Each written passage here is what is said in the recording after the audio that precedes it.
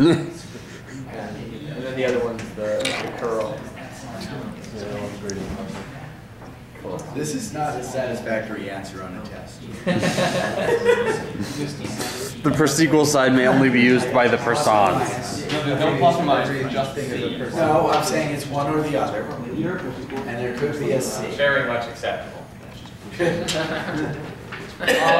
So yes, the correct answer should be that And the L. and C. And the L is only acceptable if you go back afterwards and explain what you meant. But because I might have dropped a C or pi. No, that is now correct. That's not correct? That is now correct. Oh, that is now correct. Yes. The per-sequel sign is limited to persons only. Yes. I'm the only one allowed to ask. So you are professors. And then I will steal it and write it into my Does books. that make sense? Ask that question. Last name is S. Yeah. Okay. But I will still borrow the per-sequel sign. Yeah, I'm sorry. Good luck with your students. I showed all the work. You should do. I showed all the work. Here's a tip. But you can never use S because you know what it is. Read the whole question before you start answering it. Oh my gosh, he didn't just do that. Yes. 2 days later, still funny. I've heard from a number of people now that they were given a test like that in second, third, or fourth grade. 8th. To make sure you You can got write, yours in eighth? to make sure Something you like that. Yeah, well, The you exam were is homeschooled, right? No. Oh, I'm sure it's happened at least once. yeah. That one was in public school. I got the fake spelling test in like fourth grade. That was like 70 words long, and then she gets them all back, takes them, and just rips them up and puts them in the garbage. I've had that one. Okay. Physics. So you never finished answering my question? I didn't. No, you only got through the lectures. But my question also included things we encountered on quizzes and things you would assign for homework. Anything that's on a quiz is fair game. Okay. Anything that's on homework is fair game. Okay.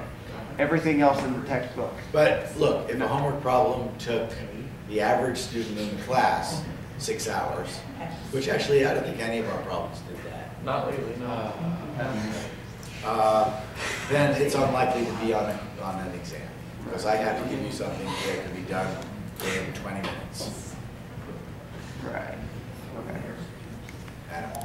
Is there anything analogous to image charges for magnetic fields, like image currents or something of some sort? I have a dim recollection that the answer is yes. But Ohanian doesn't touch it. Actually, I do. I'd like an opinion from all of you, which is that I was considering. I had planned to take out some of the optics that I was going to do that I did last year in this course. But then I thought I might put magnetic circuits in, which the electrical engineers have a way of approaching magnetic problems that have to do with treating the magnetic field like a circuit. You've got elements that you put in. And then you can rather easily calculate what the forces in the magnetization are. Or more easily, let's say.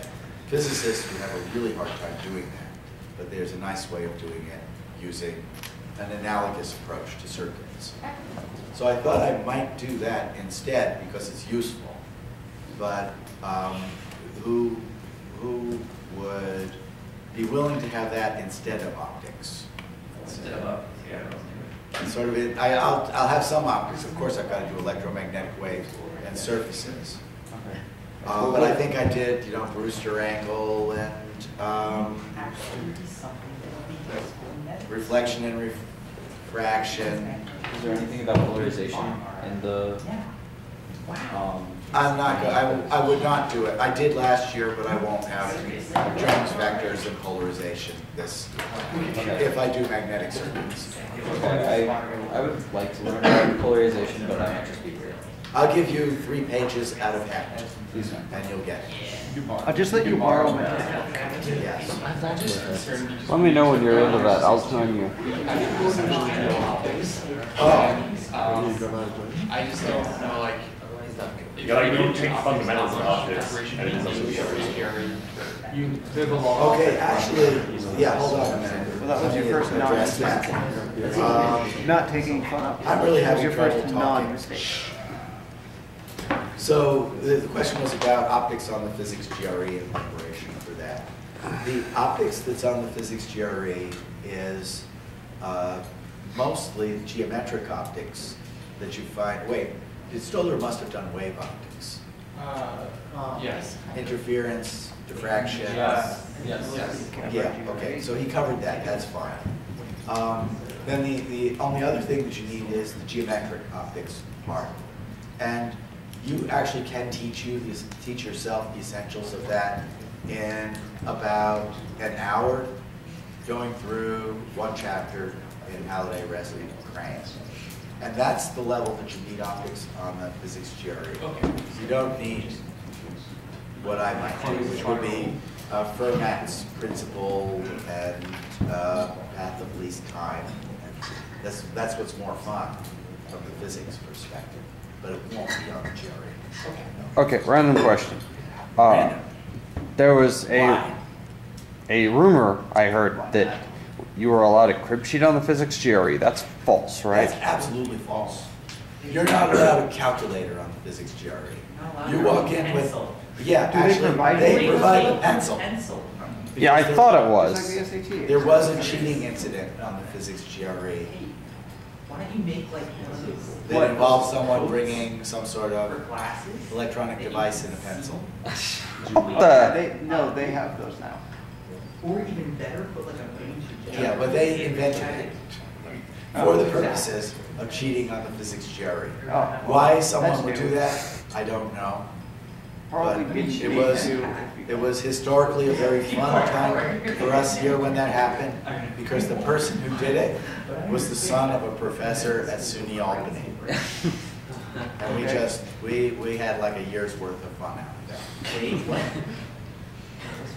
The infamous cheater on the physics GRE was related to a faculty member at SUNY Albany. Oh dear. You probably made a fortune. It's like, Yep. come on. Come on. We spent the whole year making inadvertent statements and going, did I say that? It's not like anyone would cheat. Oh, You guys are mean. yeah. I mean, but why cheat? I mean, I understand like cheating. Where's the joy in Medical life? schools like.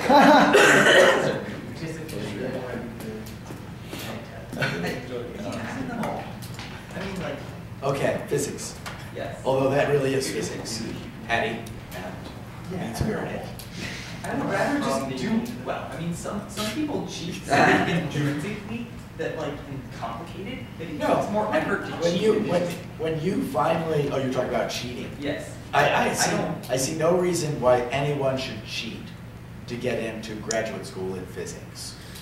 Because there's no financial advantage to getting in. Cheating to get into Stanford MBA program, yes. Cheating to get into a medical program at an elite school, yes. Yeah. There's a financial reason for Cheat doing into that. an MD, But to get into PhD graduate school in physics, no. Yeah. You get a PhD. You're right about that. But being petty and mean, now, that's something that just comes with the territory. Well, I did calculations. Okay. I get an PhD in neurosurgery. I'm in school until 36. Yes. One thing we were discussing before you came in was with the last homework when we had the dipole moment is equal to n times the magnetization. I think I have that backwards. When The can you use density of that? dipoles. times- Exactly. So yes. when is that appropriate to use as opposed to say doing the actual integral form with A? If I give you the current, you have to do the integration. Yeah. Okay. What about the If the dipole moment per unit volume is a function of position, you have to do an integral. That's basically it. If you give us a current, we don't have to do an integral for A. We can just do the 1/2C J X times X cross J integral.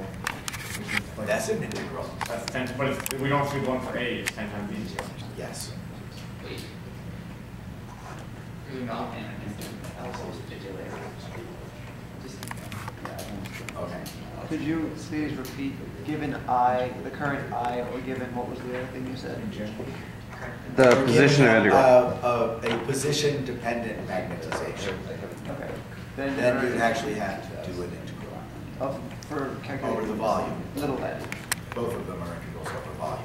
but for calculating little n. That's what it makes. Say that again. For calculating little n, the magnetic dipole. Magnetic moment. Okay. I'm, let's see, calculating little m. I would, yeah, you want to calculate little m would be the integral of big M. That's sort of strange, I didn't think about it that way. It's the integral of big M over the volume, right? Or little m is deduced by the definition of the dipole moment integral, which is like x cross J, dV. Yeah, dv over x minus x, whatever. No, never mind. It's equation Okay, 13. it's just the integral, right? Nice. Yeah. It's equation 13. Nobody teaches you that. So, Yep. integrating the magnetization per unit volume with respect to its volume works in general, provided the integral is Yes. actually solvable. Yes. So there was nothing that was actually ever, that you ever found wrong with that? I never found anything wrong with it. Okay, that's still, It seems way too simple. Yeah. And when I realized it, I thought, oh, really? And then I went back and everything that I can find and everything that I can think of says, that's fine. If I'm stupid enough to give you the magnetization, that's not smart. Then I've just given you the dipole moment of that thing.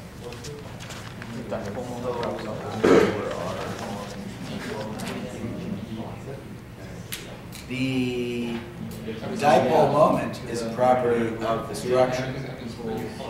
The dipole field drops off.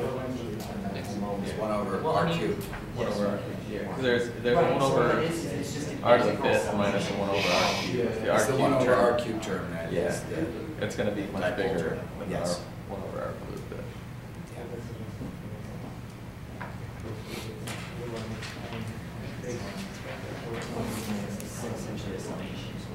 You know,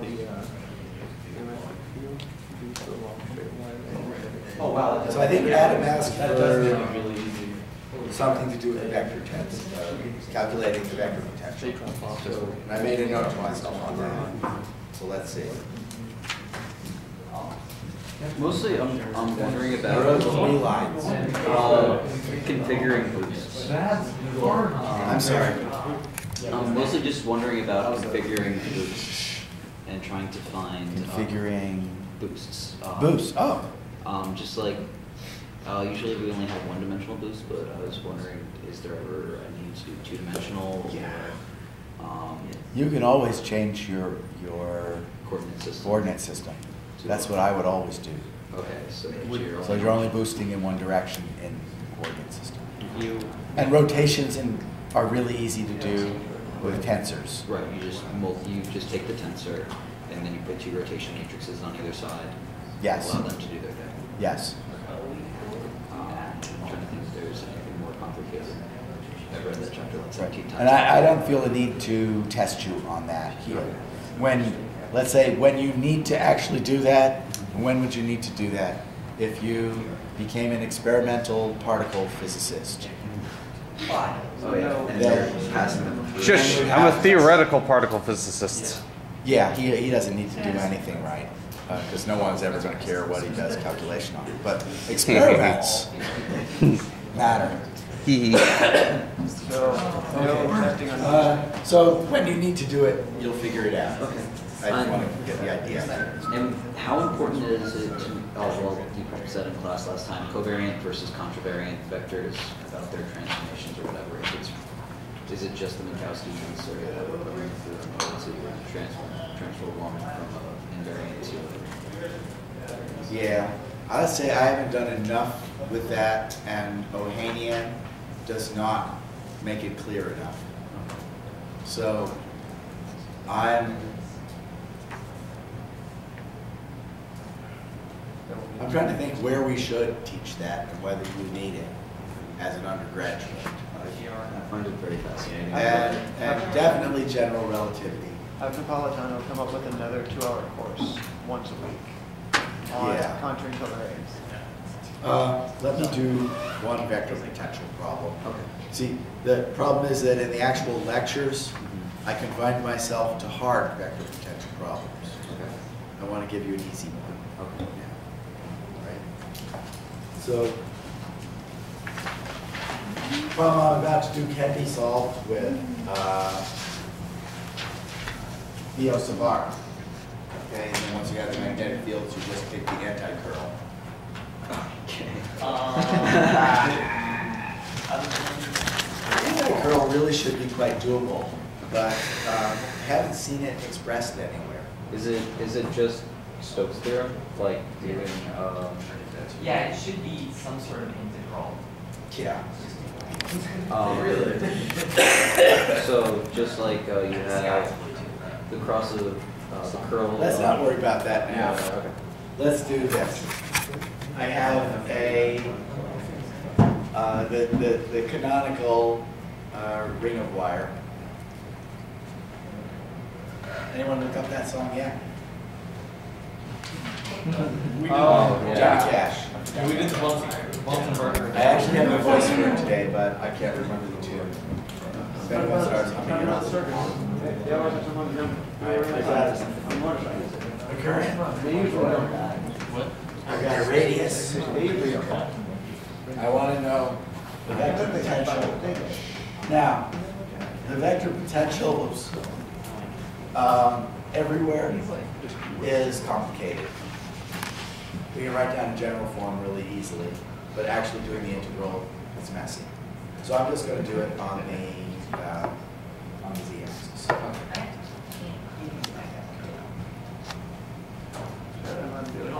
I don't have enough information to calculate the magnetic field. Yeah. But you can still calculate the vector potential along the z-axis. Right. No, I was just trying to think of, okay, rather than yeah, so you need Yeah. vector potential everywhere. In order, well, so actually, I have to think about that. I believe it. I think. Because the magnetic field ends up being along the z-axis. And only of that magnetic field direction. It may be that the terms that defy it, so that those terms just drop out. So, I don't know. To use the vector Might be potential, okay. you would first have to calculate this vector potential at points off the axis so that we can take derivatives. This is very messy. There you go. This is very messy. So, I might ask you for the vector potential on the axis. Actually, I can ask you for the integral to find the vector potential anywhere, but doing the integral is a little bit messy.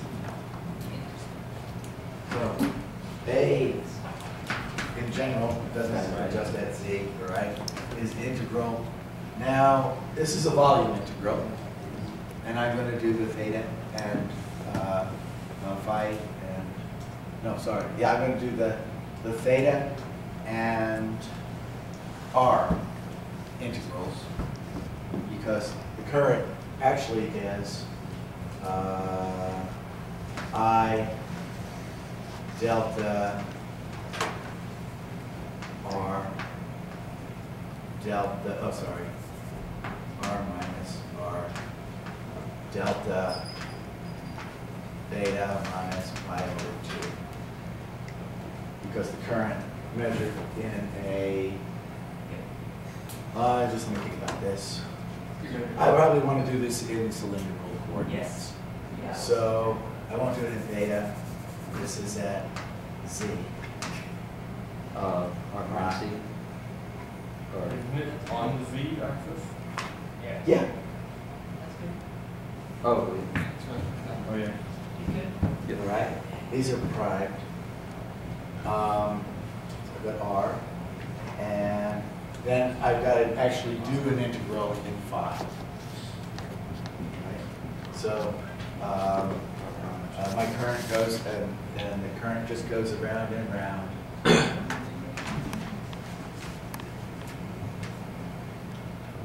do you need a R on top? Because it's R d phi. So it's gonna be Oh. R, dr, phi, and z, and since you have all deltas, you wanna put those in and then cancel them out. Yes, thank you. But, yeah, that's correct. And then on the bottom, I need, let's see, R squared. Well, the delta's gonna pick everything out, so I'm gonna do that integral first. Done. Okay? And that R prime equals. And now, that means that now I've got R squared plus Z minus Z prime squared over. So the Z was done.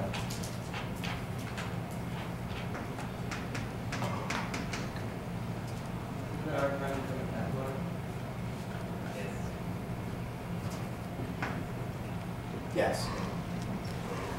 That's what delta functions do for you. All right? This integral is just 2 pi.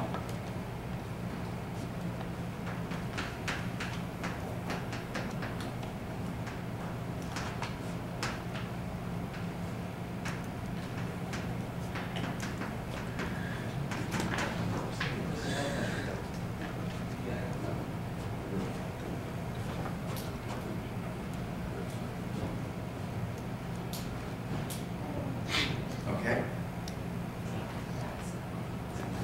And then you can just do, If, I think we probably do need the vector potential off axis in order to actually take the curl. right, because now, if we were to put that, so now that's a 4 vector, technically. Can you do a 4 vector of that? Yeah. And then I could, and then you could. So there's no net charge there. Right. And so this is 0, ax, ay, az. And then I could put that into a Lorentz transform and actually find when I was right at 0. I like that problem. Yeah. Friends off. What problem? Lorentz I transform. just found a 4 vector. Now boost it. Do we use the same tensor product? Okay. Well, see, I wrote it as xyz. Yeah. Could you put that in phi, ax, or ar, a phi, a? Yes. And That's actually one of the points to the component notation approach. Okay. Which I haven't done enough of in this course, so I'm gonna choose cases which allow you to put it into Cartesian coordinates before you do a boost. So, yeah. So I'm just wondering, how would I convert that phi vector to a z vector or a y vector? In the very first chapter of Ohanian, Yeah. right in the middle of the chapter, at the top of the page on the left-hand side, bam, there it is. Okay. There's a formula for it. There's the formula for it. Okay. And so right at 0, it would be phi 0, so. Oh, cool. Yeah. I'm just interested in right here, that intersection on the magnetic scale. He does. I know he does that case. Oh, yeah, just uses the partial right there. What's it actually does. Oh, yeah, but he can do that because the magnetic field is the gradient of the scalar potential, and he cheated. And he knew that there was only a field in the z direction, therefore he only needed to do with that derivative, right? In principle,